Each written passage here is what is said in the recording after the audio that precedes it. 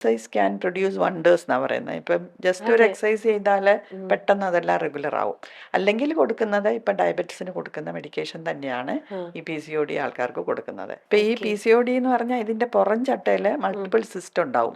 അപ്പം അത് ഓവുലേഷനെ പ്രിവെൻറ്റ് ചെയ്യും. ഓക്കെ. ഇപ്പം PCODക്ക് ബ്രസ്റ്റ് ക്യാൻസറിനെക്കാട്ടിലും കൂടുതൽ ഉണ്ടാക്കുന്നതാണ് പിന്നെ ഓവറിൻ ഓവറിയനും യൂട്രൈൻ യൂട്രൈൻ ക്യാൻസറും ക്യാൻസർ ഓവറിയൻ ക്യാൻസറും ബ്രസ്റ്റുമാണ് കൂടുതൽ ഇതിലുണ്ടാകുന്നത്. റിലേറ്റഡ് PCOD ആയിട്ട് റിലേറ്റഡ് വരുന്നത്. ആയിട്ട് പക്ഷേ ഉണ്ടാകുന്നത്. ഇതെല്ലാം തന്നെയും നമുക്കൊരു ഹെൽത്തി ലൈഫ് സ്റ്റൈൽ ലീഡ് ചെയ്യുകയും പ്രോപ്പർ എക്സസൈസും ചെയ്യുവാണെങ്കിൽ യെസ് യെസ് ഒരു അത് പരിധി വരെ ഒരു നമുക്ക് പരിധി വരെ ഇതിനെയൊക്കെ കൺട്രോൾ നമുക്കിതിനെ ചെയ്യാൻ പറ്റും അല്ലേ?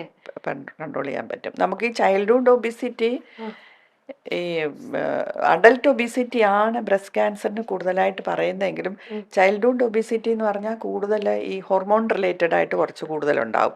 പക്ഷേ നമ്മൾ ഈ ഭക്ഷണം കഴിച്ചിട്ടും എക്സസൈസ് ഒക്കെ ഇല്ലാതെ കുട്ടികളൊക്കെ ഈ TV-യുടെ ഒക്കെ മുമ്പിലിരുന്ന് ഭക്ഷണം കഴിച്ച് എക്സസൈസ് ഇല്ലാതിരിക്കുമ്പോഴും ആ ഒബിസിറ്റി കൊണ്ട് ഇതൊക്കെ കൂടുതലായിട്ട് വരാം.